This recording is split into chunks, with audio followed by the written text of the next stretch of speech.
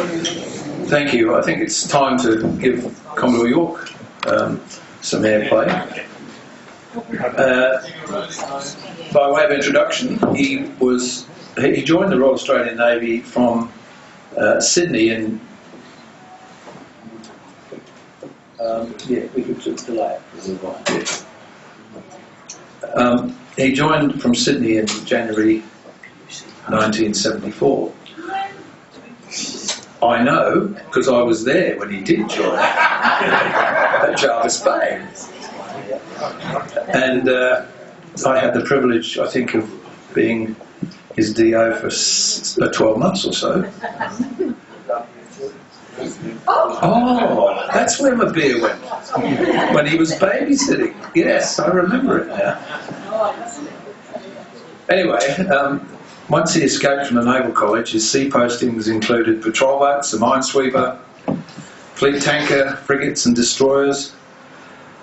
He's said that his career highlight was undertaking the Principal Warfare Officers training course in the UK between 84 and 85, and then he, like I, did exchange posting with the Royal Navy as a Principal Warfare Officer. He's a gunnery officer by specialisation, and he was in HMS Liverpool, a Type 42 destroyer, from 85 to 87.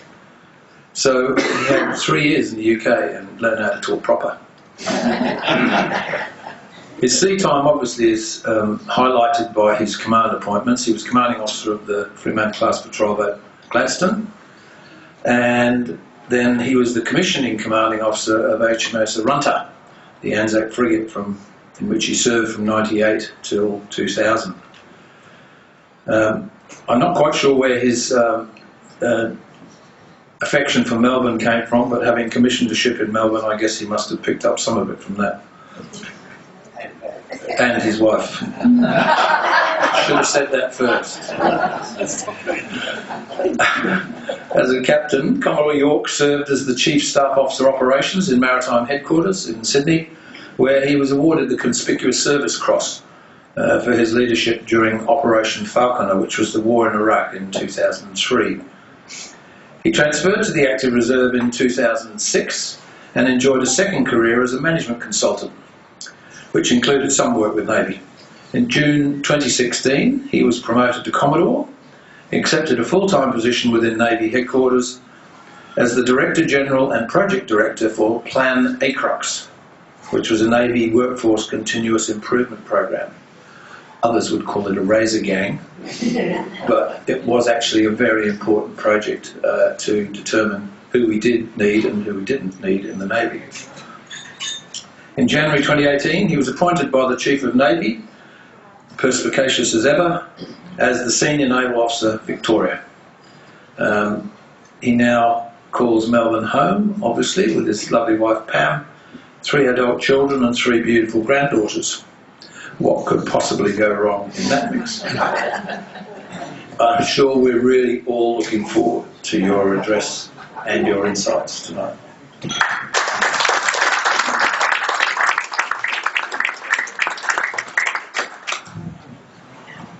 Thanks very much, Andrew. And yes, you were my DO all those years ago, and obviously had a great influence on my success from that time. So, thank you for the invitation to speak to this august group tonight. It is indeed an honour, and I intend to provide you a Navy state of the nation. I'll try and stay brief, and we'll spend about 15 minutes running through an update, you know, what's happening today and what's been happening for the last year or two.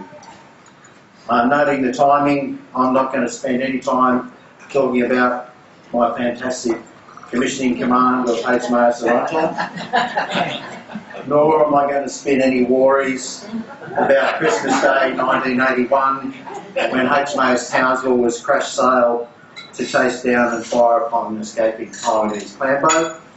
And this is the t-shirt. Have a t-shirt. But what I will do is take you through the future fleet. I think the last time I spoke to this group It was a few years ago. I spoke of the Chief of Navy's desire to increase the size of the Navy workforce and the federal government's commitment to invest over $100 billion in the next 15 years or so to build the new fleet, logistic ships, offshore patrol vessels, frigates and submarines, and more generally, capability improvements across the Navy. Well, how are we progressing? On the workforce front, the workforce is obviously Navy's greatest risk. That is having the crews, a sufficient and skilled workforce to operate and maintain these new and future capabilities. This is still the highest priority, or a high priority for the Chief of Navy, how to recruit, train and retain the workforce of today and for the future.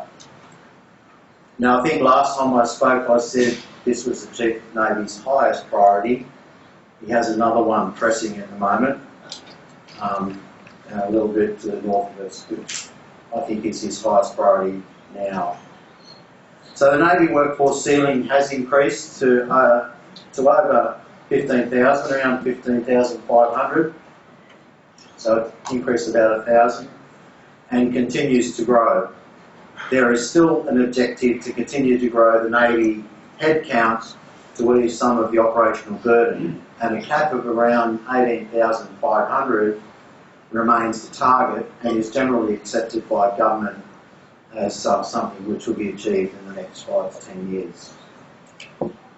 So now on to the new and upgraded capabilities, and I'll run through a few of the major programs. The LHDs, landing helicopter docks, Canberra and Adelaide, continue to be the platform of choice for many activities around the Australian coastline and in the near regions. Earlier this year they formed as key components of the large-scale multinational amphibious exercise, Talisman Sabre, landing on the Queensland coast. This once again demonstrated the full range capability of the LHDs as the workhorse of the Navy. The three Hobart-class DDGs are now all operational. The last, HMAS Sydney, deployed earlier this year to San Diego and Canadian waters for Aegis and systems tests and firings, which were, by all accounts, very successful. There is now a program in training to upgrade the Spy-1 radar and the Aegis combat system on all three DDGs, bringing them up to the latest technology. In addition, the recent AUKUS, or Australia, UK, US discussions made announcements that have added a future long-range land and sea attack missile for the Hobart class. This will likely be the Tomahawk missile, but it's early days on how that's heading. The Anzac frigates continue to be a main power in the Australian Navy. 50% of them have now completed the Anzac Mid-Life Capability Assurance Program, or the AMCAP. This not only replaced the long-range air radar, but also provided upgrades to communications and domestic systems, and the 4 remaining ships will complete this upgrade over the next few years, meaning that these ships will see out their life into the mid-30s before being replaced by the new Hunter-class frigates. The submarines, the Collins-class submarines, continue to be very busy, with as many as 4 being at sea throughout this year. The Collins submarines will in the next few years enter a future life extension project addressing whole life and updating engineering and combat systems to prevent the capability gap until the future submarines are designed and built.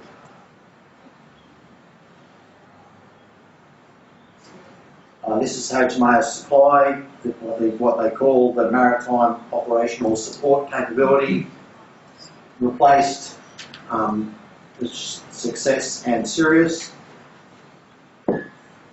So Supply entered service in April this year and is currently out there working up to her full capability. She did her first night RAS only a few weeks ago, and all things are progressing well. And those of you who keep an eye on social media will know that her sister ship, HMAS Stalwart, commissioned last week and will shortly join Supply, replenishing fleet units around Australia and beyond. And then there were no twerkers at Stalwart.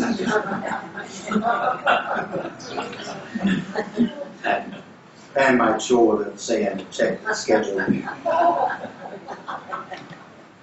These are the new offshore patrol vessels, the Arafura class, a much larger patrol vessel than what has previously been operated by the Australian Navy. So at the moment there are 4 Arafura class under construction. 2 are in South Australia, being built at the Osborne Yard, and there are 2 being built in Western Australia at the Henderson facility just south of Perth. The delivery of these vessels has been impacted by the COVID pandemic and the supply chains, up to 6 months delay in delivery anticipated. The first ship, Arafura, is expected to be launched in Adelaide next week, in the first week of December, so very shortly. The Hunter-class frigate, there's some stats on the Hunter-class frigate. Prototyping activities for the Hunter-class is well underway at the Osborne Shipbuilding Precinct in Adelaide. They're constructing sections of the vessel to prove facilities and construction methods and systems, with construction of the first ship scheduled to commence within 2 years. So there's a representation of what the Hunter class will look like. I've heard rumours that suggest that the Hunter vessel is actually going to be closer to 10,000 tonnes than the original 8,000 tonnes expected, but we'll wait and see what happens as the design for this continues to evolve. The Attack class submarines, we all know the outcome of the government decisions on the Attack class. The announcement of the nuclear powered option is now being investigated. So as you're no doubt all aware, a multidisciplinary task force has been stood up and has commenced in-depth investigations on how Australia can best achieve a nuclear powered submarine capability. The task force has been directed to report back to government within 18 months on a whole heap of questions that are outstanding in introducing this capability into Australia. Likely to be one of these 2 classes of submarines, the Virginia class from the US on top and the Astute class from the United Kingdom on the lower.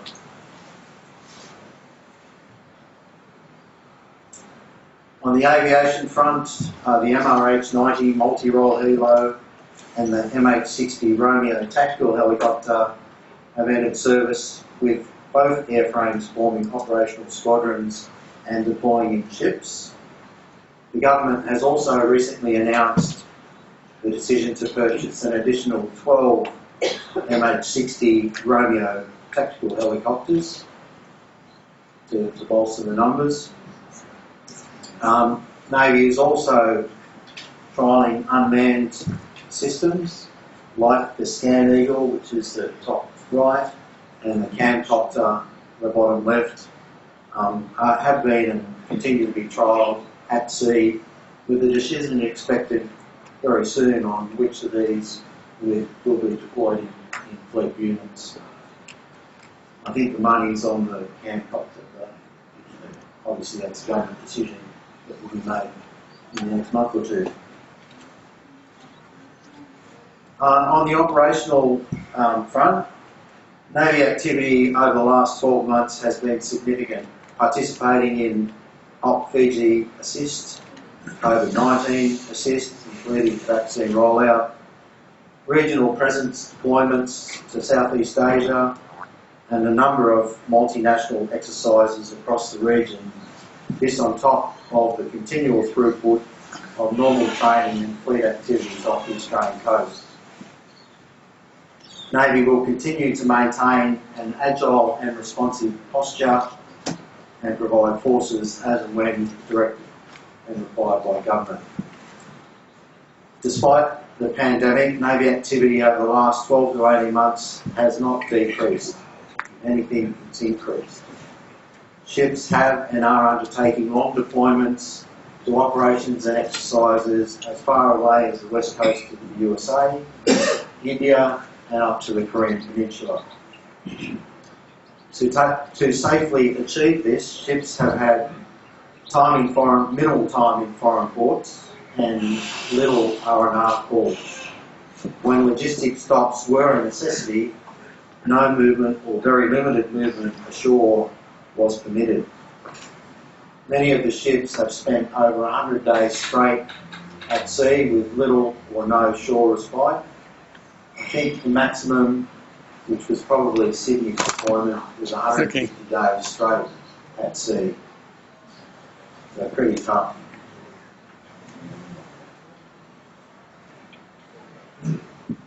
Ships will continue to deploy in large task forces, at least annually to Asia, and will conduct what are called regional presence deployments of one to a few ships multiple times per year. The RPDs are predominantly up in Southeast Asia, and we've undertaken 4 so far this year. And in that time, they've been operating with not only Southeast Asian navies, but navies from France, Germany, Canada, US, and the UK. The RAN is also maintaining a near continuous presence in the South Pacific. Up to 4 Collins-class submarines are manned and operational, deploying around Australia and beyond. And patrol boats are still maintaining continual border and fishery protection patrols in our northern waters. You may have all noticed the number of international ship visits as Navy continues to press for interoperability across friendly navies. This is FGS Bayern, German frigate, visiting Fremantle last month or early this month. As mentioned earlier, exercise Talisman Sabre was the most significant this year and was a large, multifaceted, multinational exercise focused on a large amphibious assault off the Queensland coast. Despite COVID restrictions, vessels from Australia, US, Canada, Japan, New Zealand, the Republic of Korea and the United Kingdom participated in that exercise. Before moving on to questions, I've got a couple of video clips that I thought of might interest. Keep going, play that. This is a clip from last year that just gives a quick snapshot of what the Navy's been up to.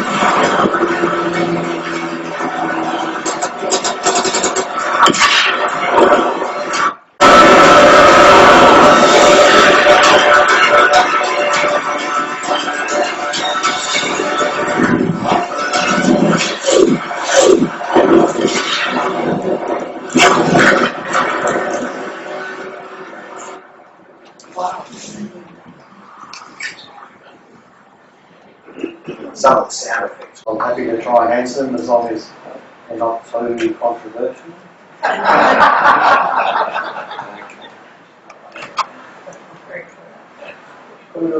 So, Right. I have a question.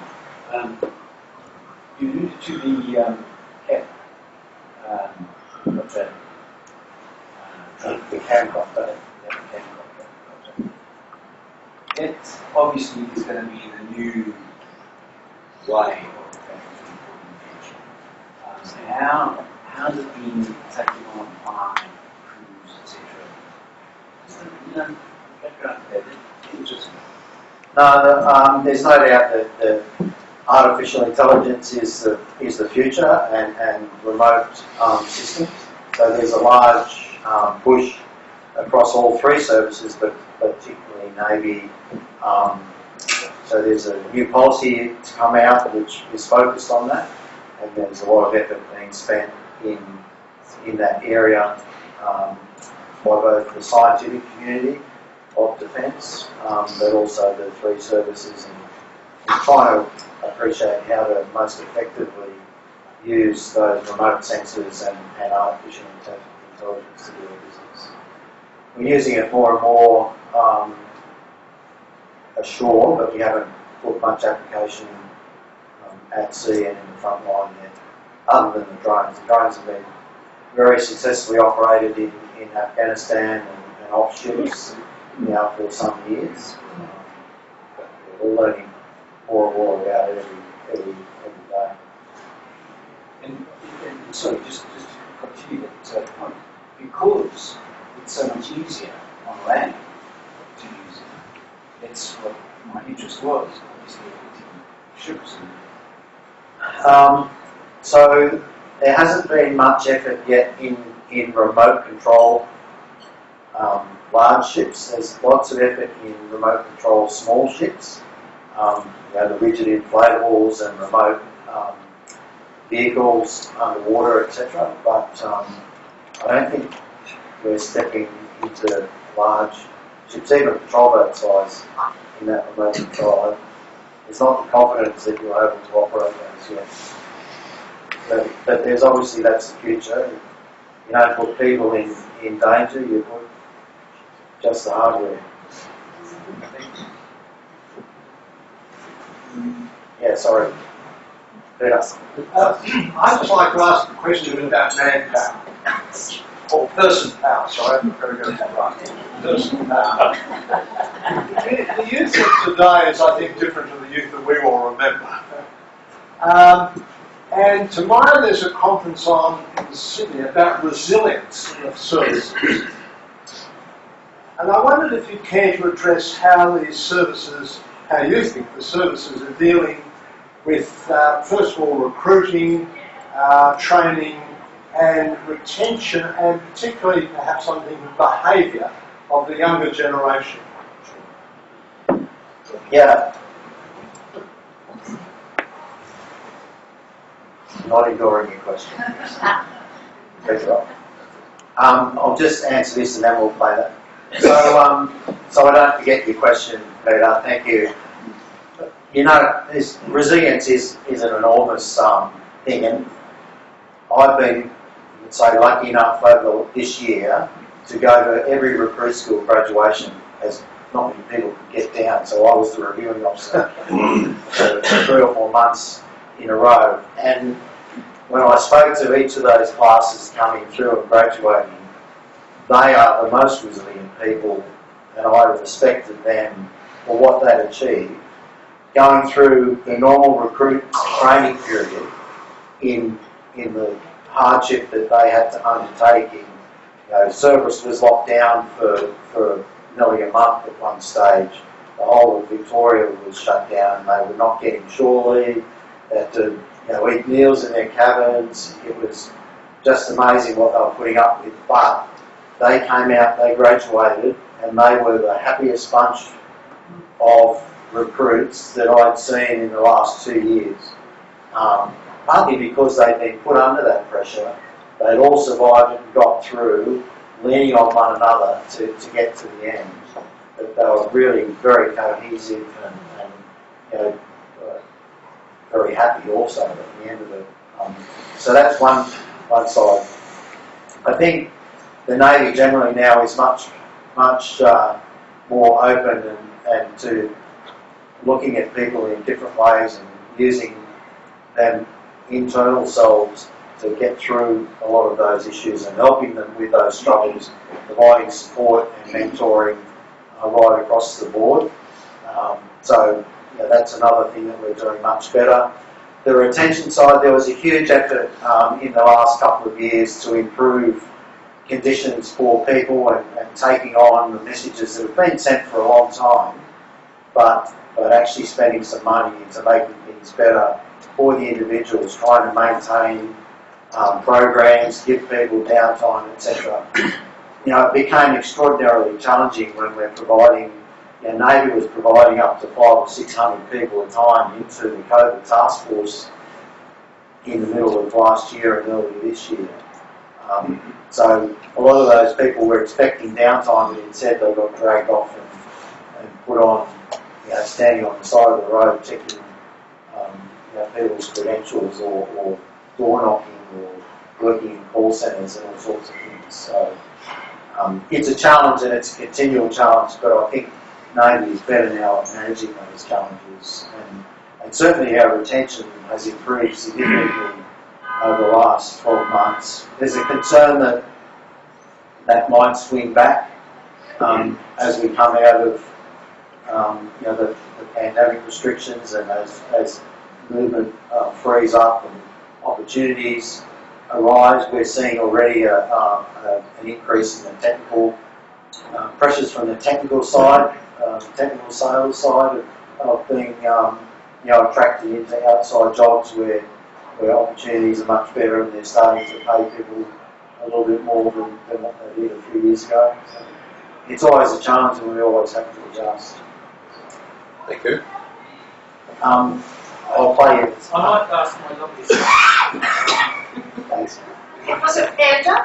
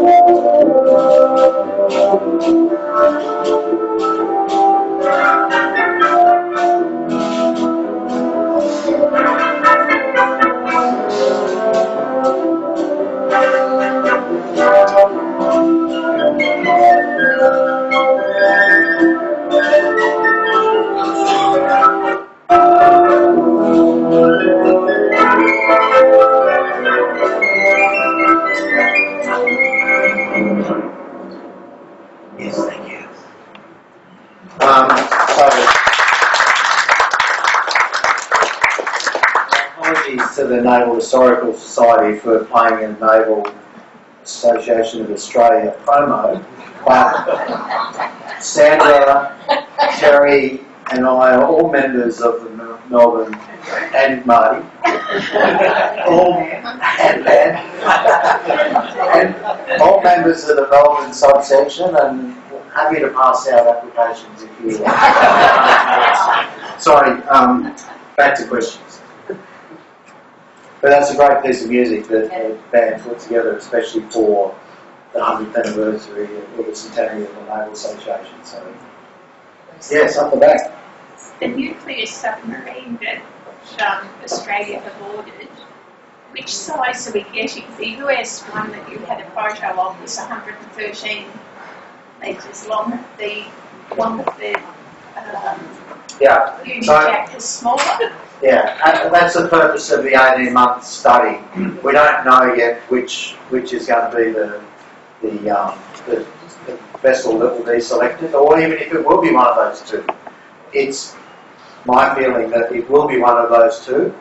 But so Vice Admiral Mead has been put in charge of a task force of 80 odd people that are going to investigate what is the best outcome for Australia and the Australian Navy over that 18-month period, and they'll make a recommendation to government once that has expired, and government will tell us what we get.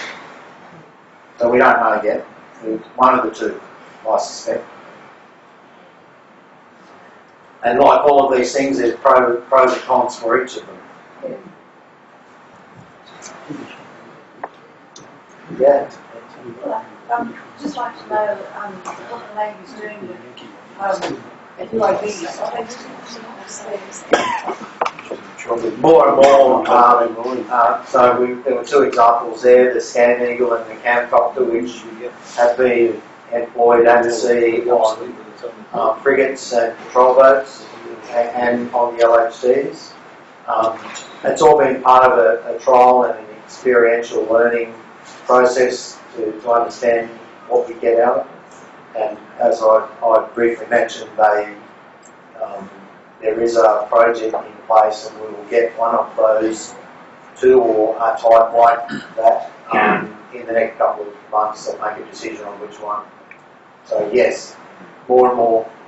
And it's sort of our eyes over the horizon when you don't have a helicopter, or your helicopter is limited in what it can do.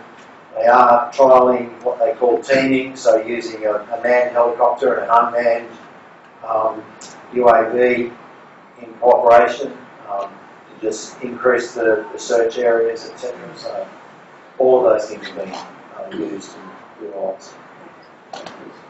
I'm more than that. We've just turned 50. You want a funded video, Rick? Send a nice email to the band, they might even produce something. Well, I probably would. It's the middle of that text. Great. Yeah, no, it is. That's why I wanted to play it, because it was, I thought it was yeah, I'm not going to join now. No other questions? Well, I think Because I got it easy tonight. Or is that right? I mean, I'm between you and dessert, so.